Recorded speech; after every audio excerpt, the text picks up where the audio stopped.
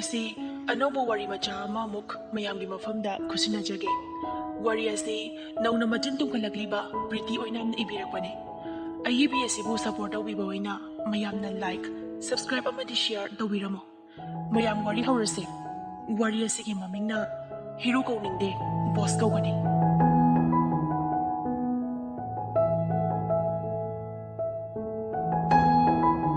Daniel Sauna. Ay bunoy na pagi boss no. Boss karo kano. Ay giming hero. Hero Daniel kangaba. Apikpe. Priti jintu paithoklaga aduga khut ani karan chalaga. Kawroi na. So kawroi.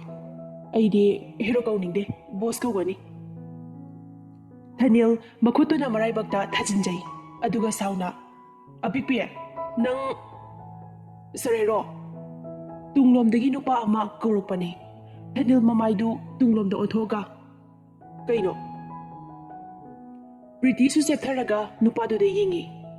Aduga Priti kitang sakhalak tawraga khwang metli. Aduga Priti na nupadu da Sauna. Magi mingse hero kaude. Boss ko wadaba. Khangaba. Gad amureng. Daniel Priti da mami tu phaina yenglaklaga. Apikpe nang soyaraibo. Is me. Daniel amok nupado do onsilaga kay lirage. Nupado na sir nupado su kubong khangdre moy ni matawduda. Priti nupado da mamitu phaini yengi. Nupado su tiboy kay boy sir hero boss shooting hawana ba director lao hayhore. Daniel na laage leiramo.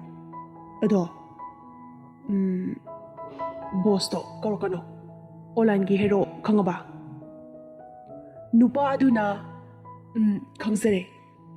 Adu hairaga nupa do chaki tawbaga Priti na amuk thabire. Priti na ngaiko amurem. Nupa adu amu onthoraklaga kari habigataba madam.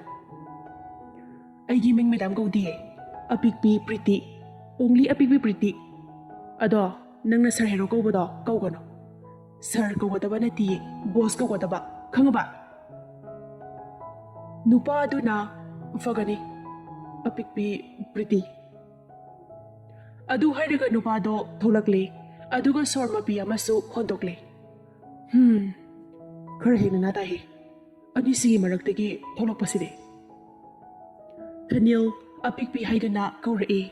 Priti na how boss. Daniel nui na pagi boss lo. Ay boss nate. Ay giming hero. Asi hairaga khara chatpa hawi. Priti machindu tumthoklaga lehawi.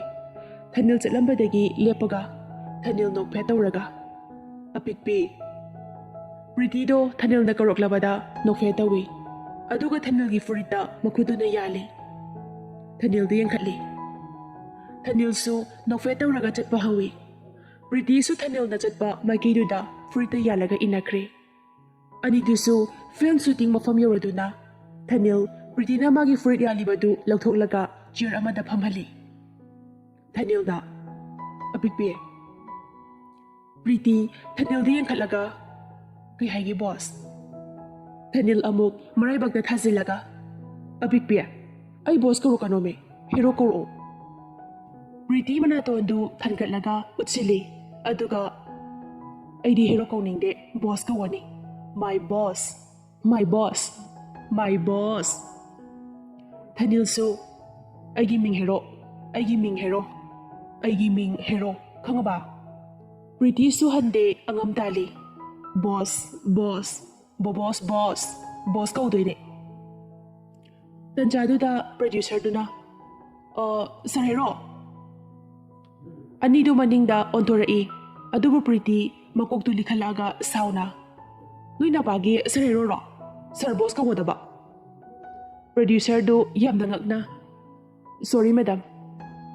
Handang muksu Priti yamna sorry. Ay giming madam ka widi nui na pan haibra.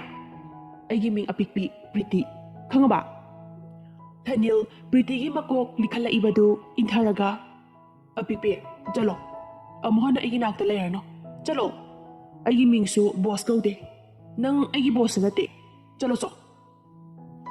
Priti peraga machin tumthoklaga Dhanil da adu yengsai. Aduga nangdi aigi boss nine. Nangdi hero kumzarasu hero nate ne.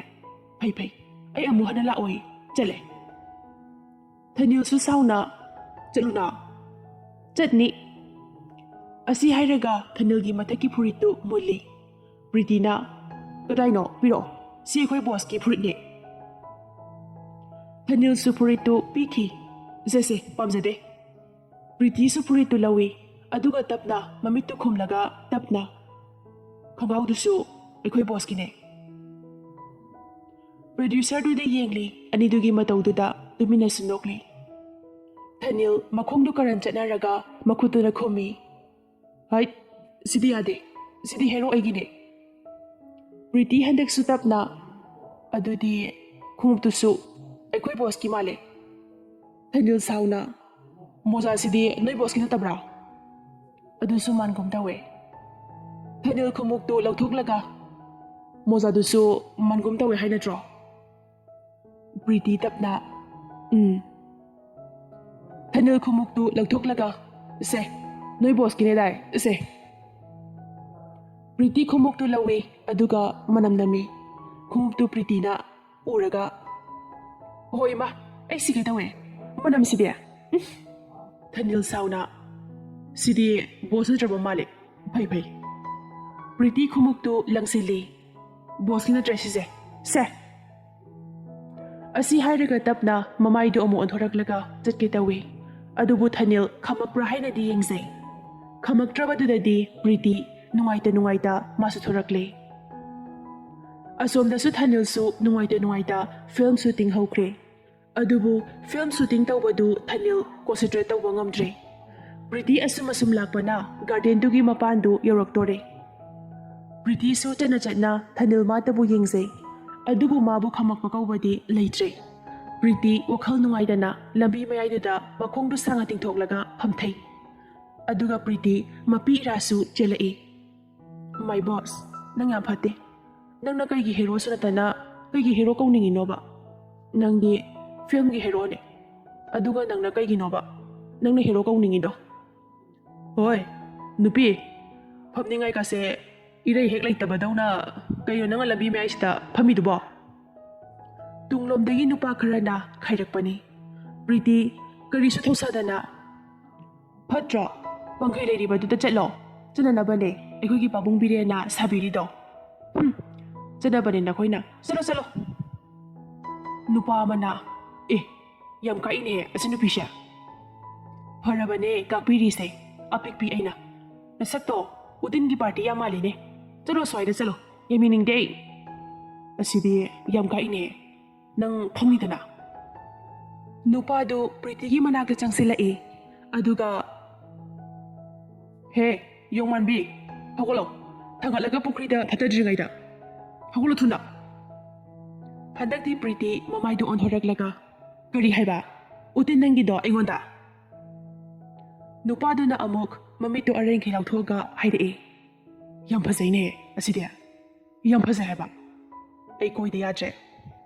Asidi a low de yadre. Paro size. Paro, the Pukragi.